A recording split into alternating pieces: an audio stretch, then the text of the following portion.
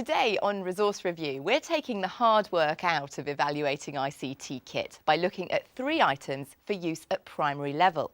They are a resource for projecting a live image, a handheld voting system, and devices for capturing audio.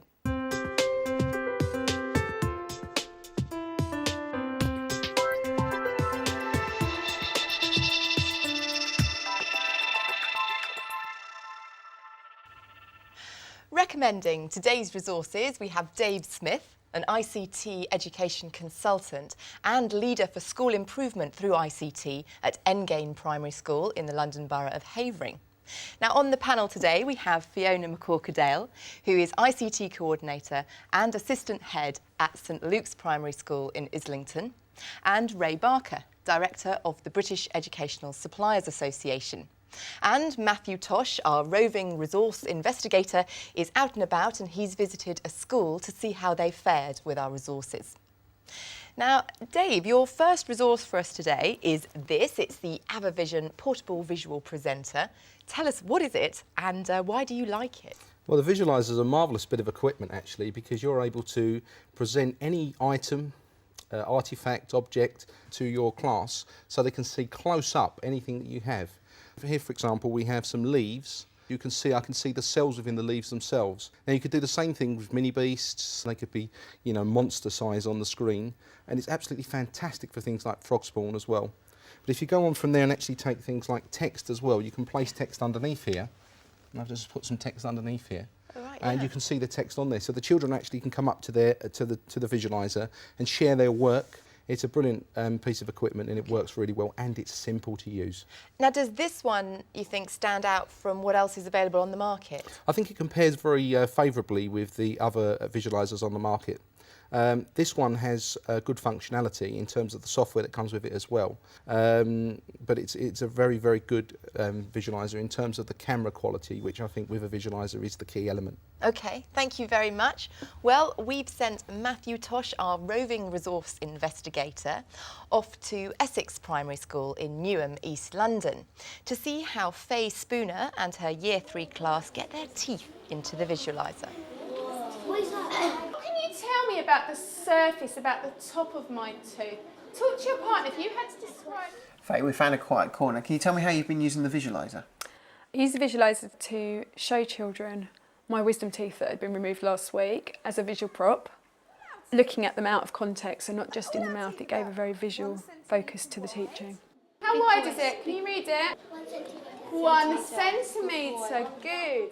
I think the advantage of it is you can use real-life 3D props.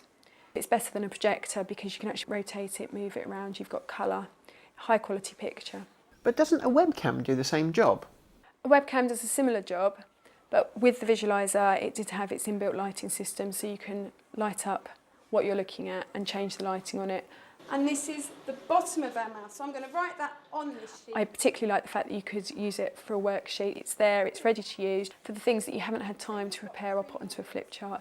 But it's quite an expensive piece of equipment for what it is. So your overall impression of this? Overall, I found it really easy to use. I think it's a good piece of technology to show 3D images, particularly for children who are EAL or less able learners who need that visual support. It would be an addition to all the technology that I already use rather than essential. Thank you, Faye. Well, from wisdom teeth to the wisdom of the studio, it must be Hermione.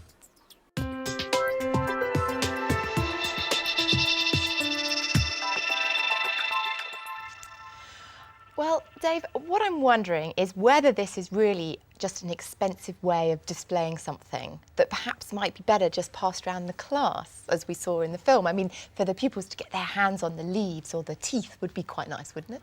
Absolutely, but in another way you could say that the children are actually getting their hands on it through their eyes. I've seen this in use in a Year 6 classroom where they're actually doing sewing as part of the design technology unit, and the teacher was able to show up close the sewing stitches, and the pupils' work and the impact on their sewing was absolutely fantastic. Fiona, what do you think? I think it looks like a very useful and versatile piece of equipment, and the size of it means that it's very portable, so it doesn't have to be in one place around the school. I think as a demonstration and modelling tool, it could be very, very useful. Like you were saying about the sewing, demonstrating fine art techniques, showing things in science like the leaves or insects or something like that. So I like it. Do you think your school might invest in something like this? Actually, yes. Having kind of looked into it, I think that if you had one, say, per school, and we're at one form-entry school, I think it's good value for money. Okay. Ray, what are your thoughts?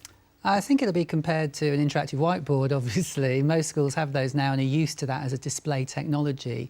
I think what's exciting about this is it actually brings the real world back into the classroom. So rather than having some kind of simulation of what leaf veins are like, as we've just seen, or how plants grow, I think you're physically looking at that in the classroom. And of course it does plug into an interactive whiteboard. I've seen this in use in many schools now, and the thing is that even the least e-confident teachers are picking this up and running with it, plugging it into the wall and saying, this is something I can work with. I can start going with this now and actually get some impact in the classroom. That's why it's great.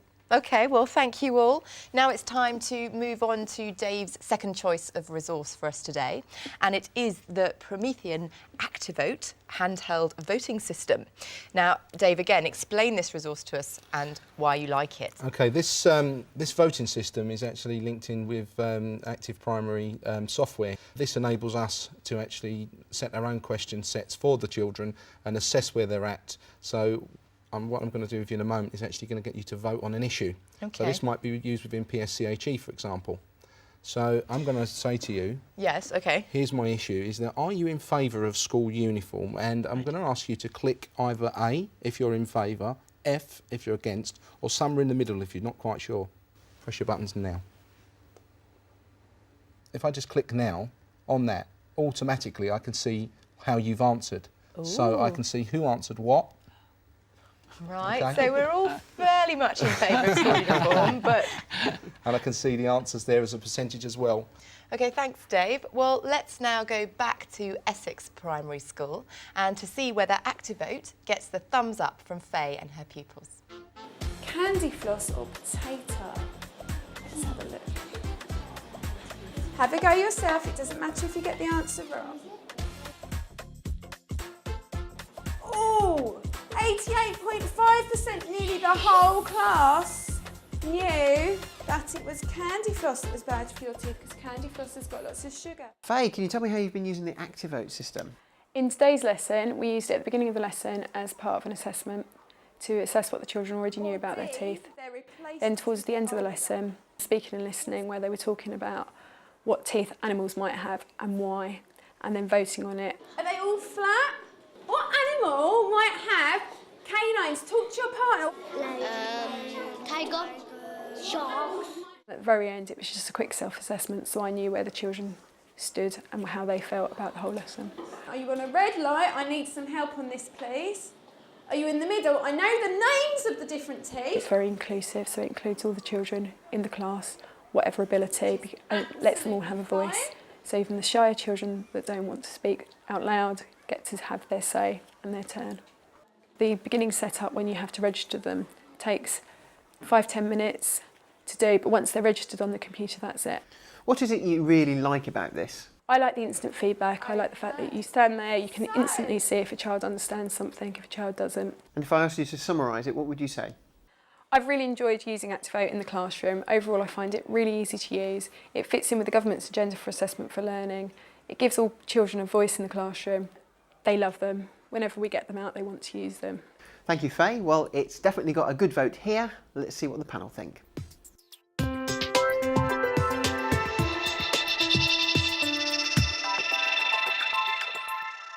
Well, Dave, ActiVote seemed to go down well, but I thought it was interesting when the teacher said it gave her pupils a voice, because clearly it doesn't. They're just pressing a button. I mean, shouldn't they be talking, discussing, communicating their ideas? I think you could see from the enthusiasm in the class there the sorts of activities the children were doing. And I think you could actually take this to be a paired discussion activity if you wanted to. So you could have a question up there and the children could decide between them and then vote that way. So I think it does encourage discussion. It could generate discussion, certainly, Absolutely. I suppose. Well, coming to the panel, Fiona, what did you make of ActiVote? I think it's a fantastic instant assessment tool. That, as you saw from the video as well, children absolutely love it. I did a times tables test very quickly with my class, And after we'd done it, they said, can we do that again this afternoon? Which I think is the first time I've ever heard them asking to do that. Did you find it easy to set up though? Very, very easy. I managed to create, using the software, create 10 multiple choice questions in under 5 minutes. Right. Very, very easy to use. But do you think perhaps it's a bit of an expensive luxury though to have in your classroom? It is very expensive, and it's something to think about closely as to whether it's an investment we want to make. But if you've got the money, then you think I it's think a good so, one? yes, as long as Yeah. everyone knows how to use it and it is being used and it's not sitting gathering Yeah. dust somewhere. Okay, Ray, what did you make of it? I think the most important thing from what has just been said really is that if you're going to use such a system, which is about assessment for learning, it's about the whole school's assessment policy really, and it's not an expensive investment if it's used by the whole school and if it's a complete part of what that school does. I mean, we saw on the video how teachers were using it to look at prior knowledge. I mean, that would be very difficult in the classroom. You know, how many kids do this? We give them a test, the teacher has to mark it, no more, or comes up on screen in 2 seconds. And then you've got the fun aspect, and at the end you can see exactly what's been learned, and you can see also what kids have not learned certain things without actually having to pinpoint them or point them out or to do all that necessarily marking. So I think it's a real time saver, but very much central to a school's development plan, school's philosophy. Okay, now Dave, let's move on to your third choice of resource, and it's on the table here. What is it? Well, Hermione, it's a talking tin. A talking tin. Oh, well, there we are. What is a talking tin? It's absolutely fantastic bit of equipment, very inexpensive. Yeah. And children can actually record anything they'd like to onto this. So you could be asking them a question, they could record their answer onto this, you could place it on display. So, Dave, how does it actually work? It's very simple, in fact, because all you need to do is press the 2 small buttons together, Right. record your message, Hello, from Resource Review. and then press the black button Hello, from Resource Review. to play it back. And that's it. Easy. Well, panel, what do you make of the talking tin lids? I think they're fantastic. As you said, they're really good value for money. You can use them for absolutely anything. There's a suggestion in the teacher's activity pack which comes with them that you can have a set which you record extracts of a story, and the children have to press them, listen to them and decide what order they go in. I love the idea of using them for displays, to make displays a lot more interactive. You could just go on and on and on with them, and they're so cheap. So, Well, that's good. great. You like cheap resources. Ray, what are your thoughts? It's kind of low-tech, high-tech, isn't it, really? I mean, I think... is it ICT hardware? Of course it is, of course it is, of course it is. Well, it's got a and battery I then. think they're really, really useful because what they enabled schools and teachers to do is to respond to individual children. You can do lots of language work with them. Got a lot of different aspects to it. Well, that's all we've got time for today. But just to recap, the 3 resources that we've looked at are the AvaVision SPC 300 visual presenter from Ava Media Technologies UK Limited, ActiVote handheld voting system from Promethean, and Talking Tins from Talking Products Limited. For more information on all the resources featured today, go to our website. It's teachers.tv/resource review, or if you want to, email us, resourcereview@teachers.tv. A very big thank you to our panel, to Dave, to Fiona and to Ray. Thank you for joining us. We'll see you next time on Resource Review. Bye-bye.